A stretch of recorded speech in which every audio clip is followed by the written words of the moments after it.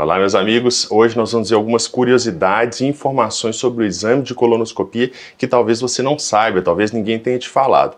Esse é um exame cercado de muito mito. Muitas pessoas têm medo desse exame, têm algumas noções, às vezes verdadeiras, às vezes falsas, sobre o exame, sobre o preparo. Então vamos dar uma olhada em algumas informações que vão ajudar a desmistificar o exame de colonoscopia. Eu me chamo Marcelo Werneck, se é a sua primeira vez aqui, lembra de se inscrever no canal e curte o vídeo, não custa nada e vocês me ajudam a fazer mais vídeos para vocês. Então vamos lá, vamos dar uma olhada nisso?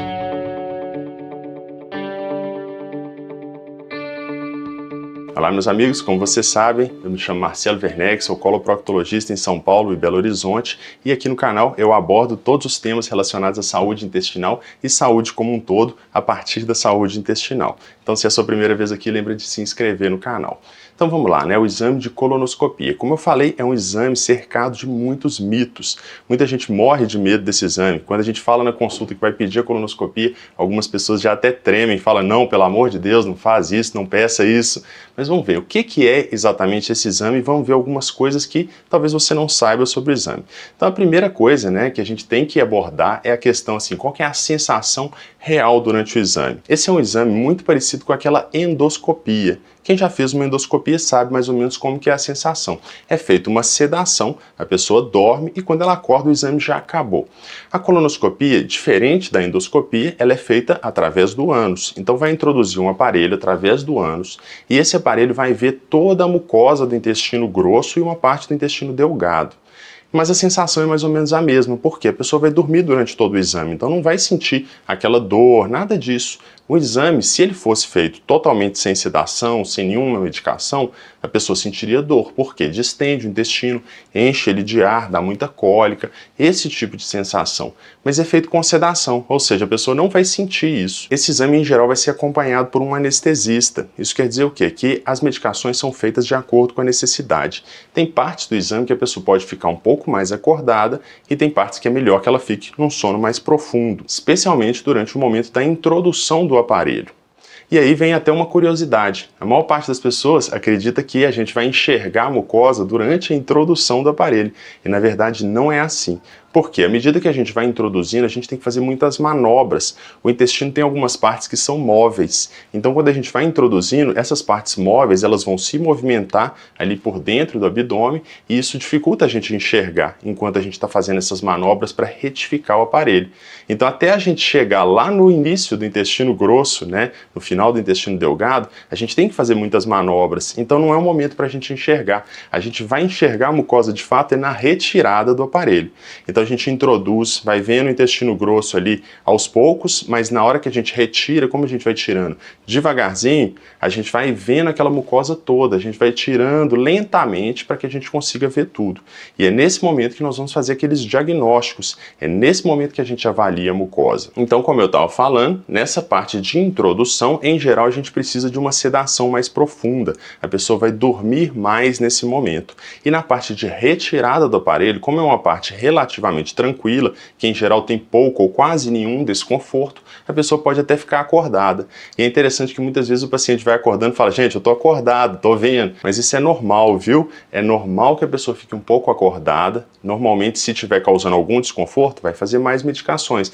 Mas se não tiver necessidade, ela pode ficar mais acordada, terminar o exame até acordada. Como eu falei, essa parte não causa desconforto. Uma outra coisa que diferencia a colonoscopia da endoscopia seria a necessidade de fazer um preparo. Como eu falei, esse preparo ele é muito temido pelas pessoas. Por quê? Imagina o seguinte, o intestino, ele no geral vai ficar cheio de fezes ali que vão passando e vão sair quando a pessoa evacua. Só que se a gente tentar fazer uma colonoscopia no intestino cheio de fezes, a gente não vai ver nada, não é mesmo? Porque vai ver só fezes ali. E isso às vezes acontece, se a pessoa não fizer um preparo adequado, quando a gente introduzir o aparelho, a gente não vai conseguir ver. Então é muito importante que faça um preparo. E o que é esse preparo? O preparo de colonoscopia, gente, é a ingestão de alguns laxantes que vão soltar o intestino, vão causar uma diarreia. É uma diarreia intensa, porque tem que tirar todas as fezes do intestino. Mas é uma diarreia de curta duração. Normalmente vai durar entre 2 e 6 horas, ou seja, vai esvaziar todo o intestino nesse período. e no final vai estar saindo somente uma água mais amarelada. Esse é o preparo ideal. Se o seu preparo você está fazendo ainda não está saindo assim, é importante ver se tem mais preparo para tomar, para ver se o preparo vai ficar adequado, porque não adianta nada fazer um preparo, chegar lá e não conseguir enxergar. Acaba que a pessoa tem que fazer esse preparo desconfortável 2 vezes, porque fez uma vez, não ficou bom, faz o exame, faz a sedação, faz tudo ali e ainda tem que fazer tudo de novo. Como eu falei, esse preparo tem uma fama muito ruim, né? As pessoas falam o temido preparo para colonoscopia. Por que isso? Porque é muito desconfortável, né, gente? Diarreia é uma coisa desconfortável, ninguém quer ter que passar por isso. Mas é importante, como eu falei, que faça de forma adequada, porque senão chega lá e não deu certo. Além dos laxantes, tem mais o que a gente precisa fazer. A gente deve ingerir uma alimentação sem fibras. Porque se a gente começa a ingerir fibra, o que vai acontecer? Vai produzir mais fezes. Então a gente está empurrando para tirar o que está lá, mas a gente está produzindo mais. Então é importante também aderir de forma adequada àquela dieta que é passada. Essa dieta normalmente vai ser o quê? Ingestão de líquidos claros, porque os líquidos claros eles não vão produzir resíduo. E também alguns alimentos que são de absorção total ou quase total, produzindo muito poucas fezes. E quando produzem fezes, são fezes mais aspiráveis. E é até aí que vai entrar uma outra curiosidade sobre o exame de colonoscopia. Muita gente não sabe, acha que a gente vai introduzir um aparelho que, se tiver fezes, não dá para fazer nada. Não é bem assim. O aparelho ele tem a capacidade de aspiração. Então eu vou mostrar para vocês aqui a ponta do aparelho. Nós temos a câmera, nós temos a fonte de luz, uma fibra ótica, e a gente tem também um canal de trabalho. Esse canal de trabalho permite que a gente aspire secreção presente ali, mas isso tem um limite. Se as fezes que estão ali são fezes mais fibrosas, são fezes mais pastosas, o aparelho não consegue aspirar. Ele vai conseguir aspirar conteúdos mais líquidos ou um pouco mais pastosos, mas mesmo assim a gente às vezes tem que injetar líquido para lavar e aspirar. Então, como eu falei, é uma capacidade limitada. Dependendo da consistência e quantidade de fezes, a gente não vai conseguir aspirar. Então não vai resolver. Por isso que é muito importante, gente, faça o preparo de forma adequada. E uma outra coisa interessante sobre a colonoscopia, que é para vocês saberem, é exatamente sobre esse canal de trabalho. O canal de trabalho o que é? É um canal que permite a introdução ali de materiais, de pinças, de alças, que vão permitir que a gente faça procedimentos através da colonoscopia. E isso é muito importante. Sabe por quê? A colonoscopia, além de ser um exame diagnóstico, ou seja, além de nós vermos o intestino, ele também pode ser um exame terapêutico. A gente pode fazer esses procedimentos, inclusive retiradas de pólipos e até de alguns tipos de câncer. Olha que bacana, a pessoa faz a colonoscopia, vê que tem um pólipo ali, tira aquele pólipo e esse pólipo não vai evoluir para um câncer. Como eu já falei em outros vídeos, vários pólipos podem evoluir para câncer, outros não. E além disso, a gente pode tirar alguns tipos de câncer. Como assim? Isso mesmo, se for um câncer inicial que a gente consegue tirar de forma segura pela colonoscopia, a gente pode fazer a retirada, ou seja, a pessoa vai estar curada, fazendo um procedimento muito menos agressivo do que uma cirurgia. Então a colonoscopia, como eu falei, gente, além de diagnóstica, ela também é terapêutica, a gente pode estar tratando um problema. Quando a gente tira o pólipo, como eu falei, vai evitar que ele evolua para câncer. E quando a gente tira um câncer, aí, gente, nós temos que avaliar vários critérios para a gente saber se foi uma retirada total e se dá para a gente só acompanhar dali. Então não é qualquer câncer que a gente pode tratar por colonoscopia, não. Mas se for um câncer inicial com fatores de bom prognóstico, a pessoa pode estar curada e vai fazer só o acompanhamento dali para frente. Agora, esse canal de trabalho permite muito mais. A gente pode fazer muitas outras coisas, não só retiradas de pólipos, mas a gente pode também fazer biópsias de alterações de mucosa. Além disso, a gente pode fazer a aplicação, por exemplo, de clips em locais de sangramento e até tratamento de perfuração de intestino. Imagina a seguinte situação, a pessoa tem um pólipo grande no intestino, vai fazer uma colonoscopia. Na hora que a gente laça aquele pólipo ali, a gente tira o pólipo, está resolvido o pólipo, mas pega um pouco a mais da parede intestinal, causando uma perfuração de intestino. E aí, o que vai ser feito?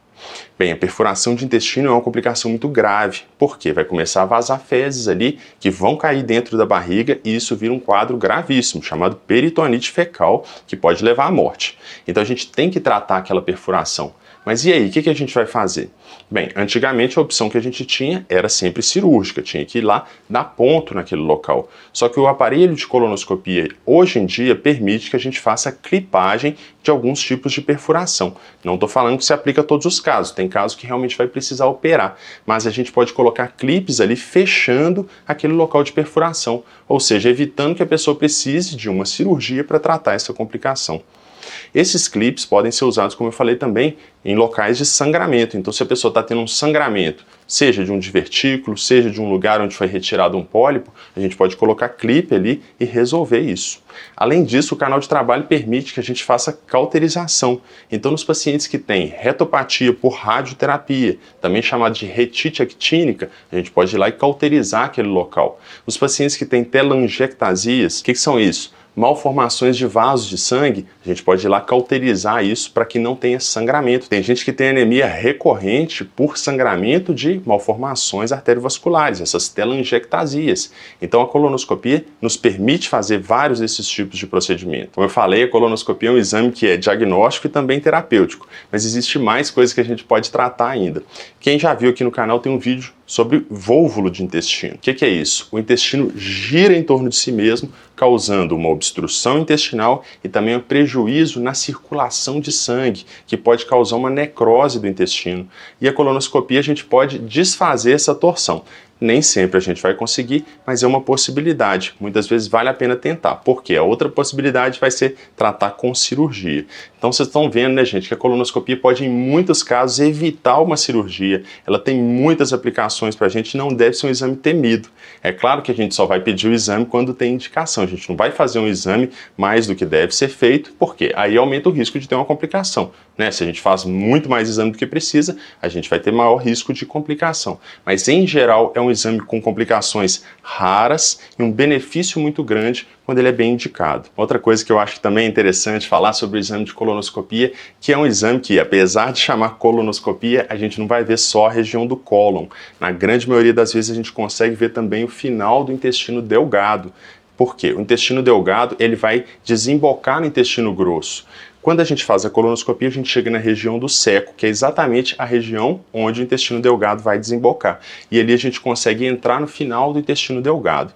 Nem sempre é possível, na grande maioria das vezes a gente vai tentar, vai ver o máximo que seja possível, normalmente 10 a 20 centímetros ali, mas já é suficiente para a gente excluir várias doenças. Por exemplo, doenças inflamatórias intestinais, como a doença de Crohn, muitas vezes a gente consegue ver fazendo essa avaliação. Então é um exame que permite ver todo o intestino grosso e também uma parte do intestino delgado, fazendo diagnóstico e tratamento de algumas doenças dessa região também. Espero que o vídeo tenha ajudado a desmistificar um pouco da colonoscopia. Eu sei que muita gente tem medo e vai continuar tendo medo, né? Mas faça o exame se tiver necessidade. Se o médico te pediu, é porque ele está considerando tudo isso e acha que é necessário fazer o exame porque teria um benefício maior do que qualquer risco. Lembrando que esse risco, gente, é muito baixo, a chance de complicar uma colonoscopia é muito pequena, mas realmente é uma coisa que pode acontecer. E é por isso que tem aquele termo de consentimento que todo mundo deve assinar antes dos exames. É um termo falando que você foi orientado, esclarecido sobre a possibilidade dessas complicações. Mas isso aí não exime ninguém, todo mundo tem que fazer o exame de forma adequada, né, gente? Uma coisa não substitui a outra, né? O médico vai fazer na melhor da capacidade dele para que o exame fique bem feito e tenha o menor risco para o paciente. Espero que o vídeo tenha ajudado. Se ajudou, lembra de curtir, se inscreve, clica aí em todos os botões, compartilha e, gente, para saber mais, acessa meu site, lá eu posto toda semana temas sobre saúde intestinal, o benefício de tratar, de prevenir. Então acessa lá, vocês vão achar muito conteúdo interessante. Um grande abraço e vejo vocês no próximo vídeo.